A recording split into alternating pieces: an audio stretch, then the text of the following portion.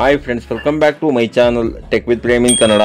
Friends, Karnataka ಸರ್ಕಾರ ಮಹಿಳಾ ಮತ್ತು ಮಕ್ಕಳ ಅಭಿವೃದ್ಧಿ ಇಲಾಖೆಗೆ ಯಾರ್ಯಾರು ಮಹಿಳೆಯರು ಅಂಗನವಾಡಿ ಕಾರ್ಯಕರ್ತೆ ಹಾಗೂ ಅಂಗನವಾಡಿ ಸಹಾಯಕಿಯರ ಹುದ್ದೆಗಳಿಗೆ ಅರ್ಜಿಯನ್ನು ಹಾಕಿದ್ದೀರಿ, ಅದರಲ್ಲಿ ಈ ಒಂದು ಜಿಲ್ಲೆಯ 7 ತಾಲೂಕುಗಳ ಪೈಕಿ ಈ ಒಂದು ತಾಲೂಕನ್ನು ಹೊರತುಪಡಿಸಿ ಬಾಕಿ ಉಳಿದಿರುವಂತಹ ಈ 6 ತಾಲೂಕುಗಳ ಅಂಗನವಾಡಿ ಕಾರ್ಯಕರ್ತೆ ಹಾಗೂ ಅಂಗನವಾಡಿ ಸಹಾಯಕಿಯರ ಹುದ್ದೆಗಳಿಗೆ ಆಯ್ಕೆಯಾಗಿರುವಂತಹ ಅಭ್ಯರ್ಥಿಗಳ ತಾತ್ಕಾಲಿಕ ಆಯ್ಕೆ ಪಟ್ಟಿಯನ್ನು ಮಹಿಳಾ ಮತ್ತು ಮಕ್ಕಳ ಅಭಿವೃದ್ಧಿ ಇಲಾಖೆಯಿಂದ ಬಿಡುಗಡೆ ಮಾಡಲಾಗಿರುತ್ತದೆ.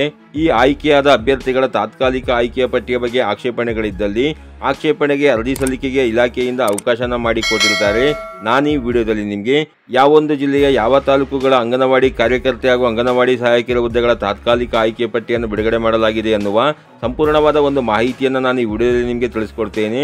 ಅದಕ್ಕಿಂತ ಮುಂಚೆ ನೀವೇನಾದರೂ ನಮ್ಮ ಚಾನಲ್ಗೆ ಹೊಸಬರಾಗಿದ್ದರೆ ನಮ್ಮ ಚಾನಲ್ನ ಸಬ್ಸ್ಕ್ರೈಬ್ ಮಾಡಿಕೊಂಡು ಬೆಲ್ ಐಕಾನ್ನ ಕ್ಲಿಕ್ ಮಾಡ್ಕೊಳ್ಳಿ ಫ್ರೆಂಡ್ಸ್. ನಾವು ಹಾಕೋ ಮುಂದಿನ ವಿಡಿಯೋದ ನೋಟಿಫಿಕೇಶನ್ ನಿಮಗೆ ಆ ತಕ್ಷಣ ಬಂದು ಸಿಗುತ್ತೆ ಫ್ರೆಂಡ್ಸ್.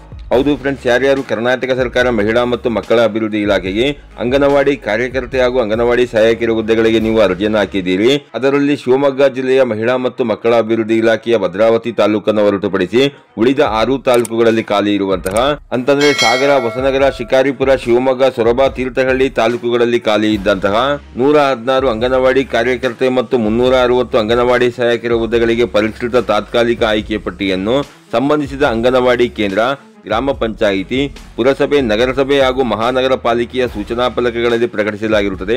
ಯಾರ್ಯಾರು ಶಿವಮೊಗ್ಗ ಜಿಲ್ಲೆಯ ಈ 6 ತಾಲೂಕುಗಳಿಂದ ನೀವು ಮಹಿಳಾ ಮತ್ತು ಮಕ್ಕಳ ಅಭಿವೃದ್ಧಿ ಇಲಾಖೆಗೆ ಅಂಗನವಾಡಿ ಕಾರ್ಯಕರ್ತೆ ಮತ್ತು ಅಂಗನವಾಡಿ ಸಹಾಯಕಿಯರ ಹುದ್ದೆಗಳಿಗೆ ಅರ್ಜಿಯನ್ನು ಹಾಕಿದ್ದೀರಿ, ಅಂತವರು ನೀವು ಈ ಸ್ಥಳಗಳಿಗೆ ಹೋಗಿ ಈ ತಾತ್ಕಾಲಿಕ ಆಯ್ಕೆ ಪಟ್ಟಿಯಲ್ಲಿ ನಿಮ್ಮ ಹೆಸರಿದೆಯಾ ಅನ್ನೋದನ್ನು ನೀವು ಚೆಕ್ ಮಾಡ್ಕೊಬಹುದಾಗಿರುತ್ತೆ ಫ್ರೆಂಡ್ಸ್. ಹಾಗೇನಾದರೂ ಈ ತಾತ್ಕಾಲಿಕ ಆಯ್ಕೆ ಪಟ್ಟಿಯ ಬಗ್ಗೆ ನಿಮಗೆ ಆಕ್ಷೇಪಣೆಗಳಿದ್ದಲ್ಲಿ ಸೂಕ್ತ ದಾಖಲೆಗಳೊಂದಿಗೆ ಫೆಬ್ರವರಿ 20, 2025 ಒಳಗಾಗಿ ಆಯಾ ತಾಲೂಕು ಶಿಶು ಅಭಿವೃದ್ಧಿ ಯೋಜನಾಧಿಕಾರಿಗಳ ಕಚೇರಿಗೆ ಸಲ್ಲಿಸುವಂತೆ ಇಲಾಖೆಯ ಪ್ರಕಟಣೆಯಲ್ಲಿ ತಿಳಿಸಿರುತ್ತಾರೆ ಫ್ರೆಂಡ್ಸ್.